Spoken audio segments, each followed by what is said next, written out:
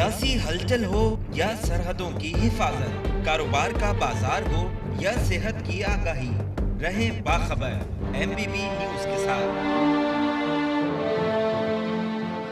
वज़ीर आला सिंध सैयद मुराद अली शाह ने सूबाई वज़रा के हमरा प्रेस कॉन्फ्रेंस के दौरान वफाकी हुकूमत पर कड़ी तनकीद करते हुए एक सवाल के जवाब में कहा कि कराची की मौजूदा सूरत हाल की वजह बग़ैर मनसूबा बंदी के ग्रोथ और कब्ज़ा माफिया है, जिसके बारे में सब जानते हैं, और इसमें मैं ख़ुद को भी कसूरवार कहता हूँ।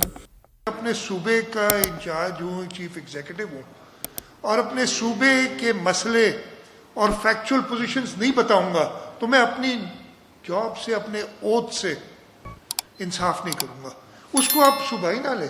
मैं पंजाब वाले अब जरूर अपने मसले बताएंगे, खैबर पख्तूनख्वा वाले अपने मसले बताएंगे, तो मैं सिंध सूबे के जो मसले बताता हूँ उनको चिड़ क्यों लगती है इस चीज से,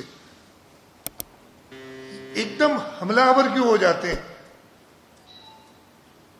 और ना सिर्फ मुझे, सारे इदारों को सिंध के बदनाम क्यों करने लगते हैं। वज़ीर आला सिंध सैयद मुराद अली शाह ने कहा कि मैं कभी नहीं कहता कि कराची के हालात बेहतर हैं, लेकिन कराची को बनाने वाले वसाइल हमारे पास नहीं हैं और इसकी वजह से वफाकी और बैनुल अक़वामी अमदाद का तकाजा करते हैं। कशिश ज़हरा, एमबीबी न्यूज़, कराची।